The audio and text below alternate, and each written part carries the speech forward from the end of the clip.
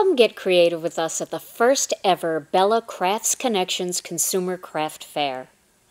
All of the activities will be held at the Mall of America, located in Bloomington, Minnesota, only minutes from the Minneapolis-St. Paul Airport. As one of the most visited tourist destinations in the world, Mall of America features 520 stores, 50 restaurants, and tons of attractions. The Bella Crafts Connections Craft Retreat will take place on the 4th floor of the mall, where there will be crafting galore and crafty shopping, too. So pack your glue gun and get ready for a fun-filled weekend.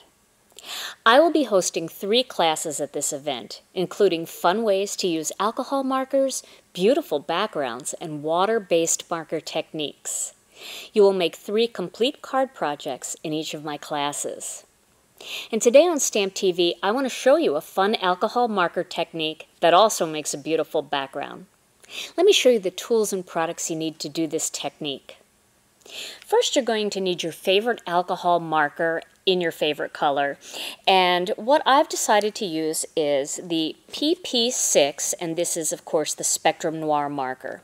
You're also going to need a blender pen, and I'm using the Spectrum Noir blender.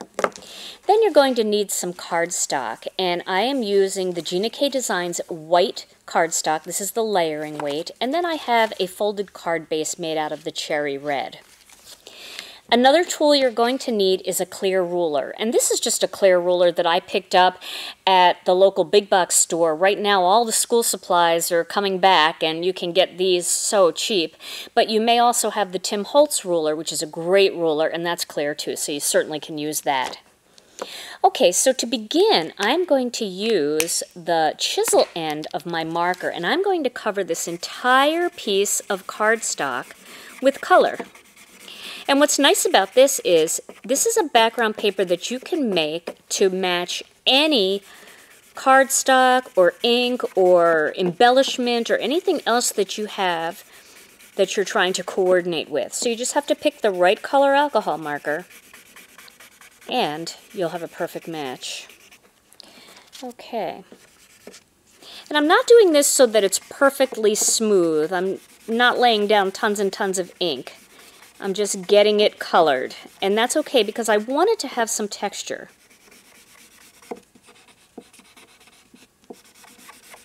All right. And once this is done, you'll see how quick and easy this is. You're going to want to try this. I'll put a little bit more on there just to brighten it up a tad. And again, it's always a good idea to let these colors dry too and make sure that they dry the color that you're looking for. So maybe make a little swatch book of your colors so you really know what you're dealing with. Okay, so now I have colored this piece of cardstock, and now my next step is to grab that ruler and the clear blender.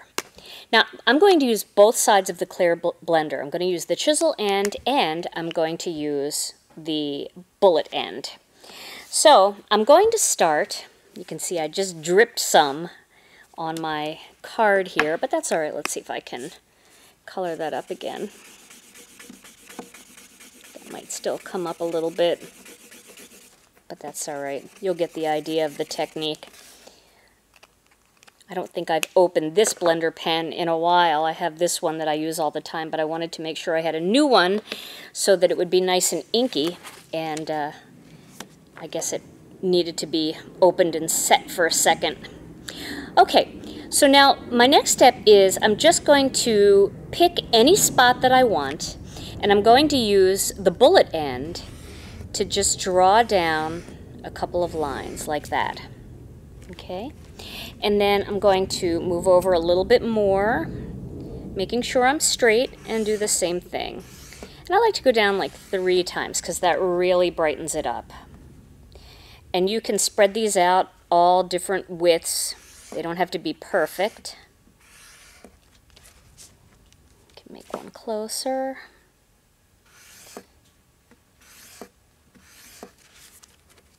And we'll do one a little bit further away than that.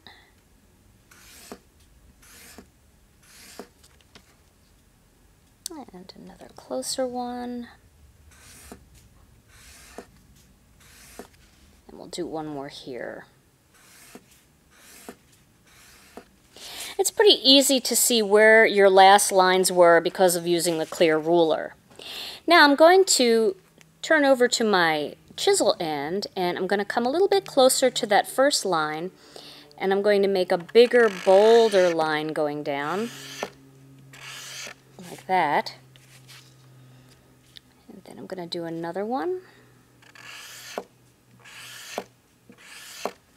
like that.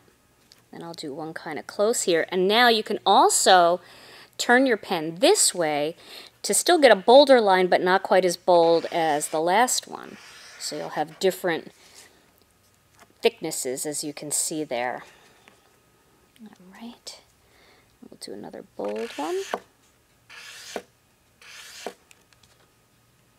And another kind of bold one. Do a bold one here. And then one like this. Okay.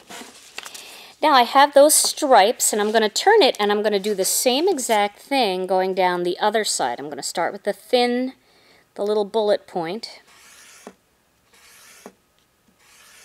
like that.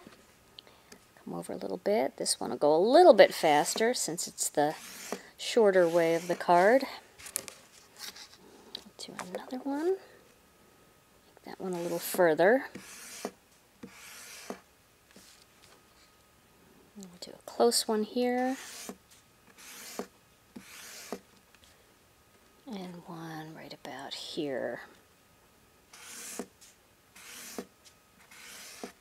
And now I'm going to go back in again with my chisel end and do a bold line.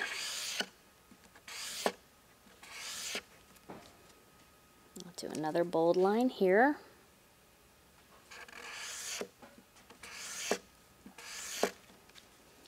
Then I'll do a thinner line where I turn it this way.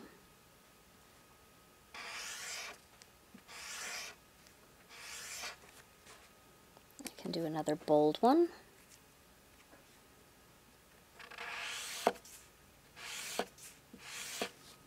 And I'll do one more of the one that's not quite so bold.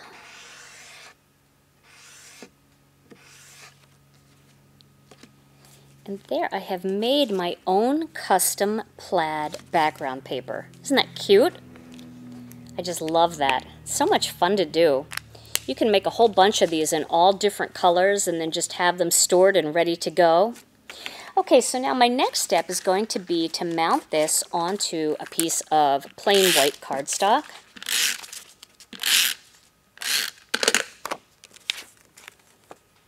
And then this whole panel, let me move this out of the way so I can see a little better. And this whole panel is going to go on top of that cherry red card base. So, and of course you can choose whatever colors you want. Black might be more appealing to you as the layer color, and that looks really great too. So there we go. So there is a card base ready for some focal images and greetings. So let me show you a finished card that I made using this pattern paper. Here it is, and for this one I used the Flowers and Frames Stamp TV kit, and you can see what I've done is I've just stamped the little jar and put the carnations in there and just colored them with that same pink so it coordinates, and then a little bit of blue in there for the jar, and I used the Birthday Wishes greeting from the Stamp TV kit. And then these dies, I'll tell you a little bit about these dies in the coming weeks, but this is something that we're going to be getting in. And then I used our ovals layers, the inverted ovals, the regular stackers, and then the scalloped ovals. So I did one of those sandwiches that I like to do with the circles. I did that also with the oval, so you can see how that looks. I also added a little bit of glitter. You can see that. I just used the Sakura Stardust pen. You could use the Wink of Stella, or you could use loose glitter if you prefer, with a little bit of quickie glue pen or other glue that you have in your collection. So that's my finished card project and this fun new technique. Click on the link to the Bella Craft Connections registration page below the screen at Stamp TV and sign up for classes today. I can't wait to get crafty with you.